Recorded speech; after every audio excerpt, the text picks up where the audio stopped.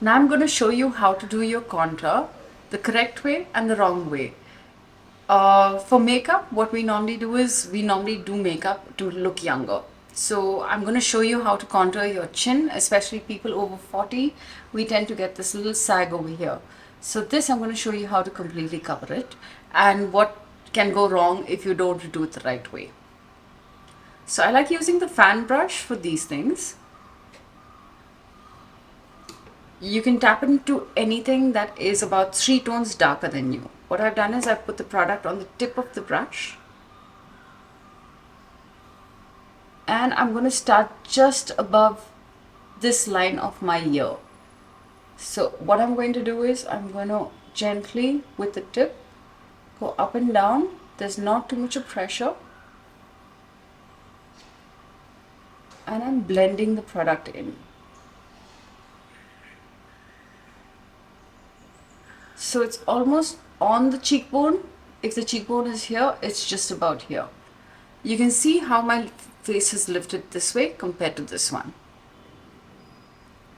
Now for this part of the jaw, take the same color and instead of going this way, you're going to be going downwards, right? So lift your chin a little bit, start where you want to cover up that little extra skin and blend downwards into the neck. This is an excellent way to contour and hide that little thing. Now you can see this side of my face, it's completely lifted compared to this side of my face, which is the correct contour. Now I'm going to show you how to not do your contour, and it could also make you look older if you do it the wrong way. Again, using a darker color, placing the contour anywhere below and buffing it towards the cheek downwards and towards the chin is a definite no-no if you want your face to look youthful. Again, if you want to cover this part, never go this way because it's not going to do the same as what we did on this side. Can you see the difference? Now I'm going to show you the placement of blush and how important it is. I did the contour. I'm just going to place the blush just above that, but blending it in, but not touching the cheekbone. This again will give you a serious lift and make you look younger than normal.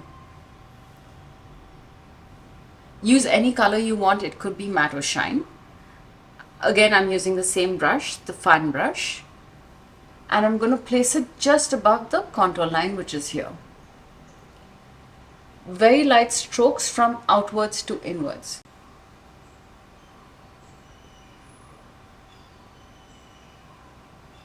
Can you see how this one is lifted compared to this one? If the placement of the brush is not correct, then it'll make your cheeks look a lot lower. Here's what not to do.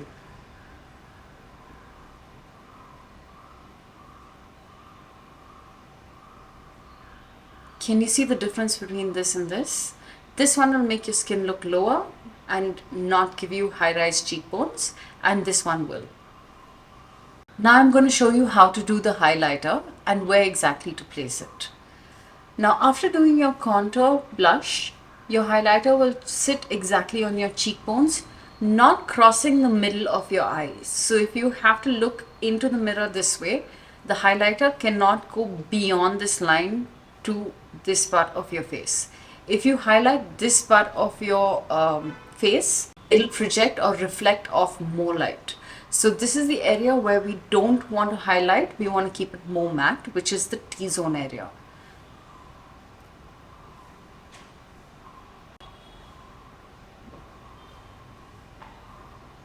Your blush placement should be exactly where light touches it.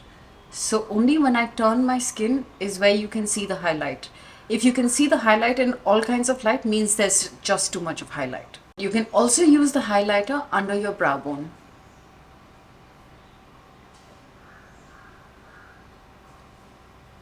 Again, just a tinge. What not to do with a highlighter. I see so many people use excessive highlighter and it's all over the place. It's on top of the blush and just everywhere. This is definitely a no-no for any sort of highlighter. You can also see how it's exaggerated this part of the face and it makes it look a lot more protruding. If you want your skin to look more younger, what you want to do is matte out this area. So I'm using a translucent powder and you can see the difference with just matting out this area and this one is shine, how it gives a lift to the face.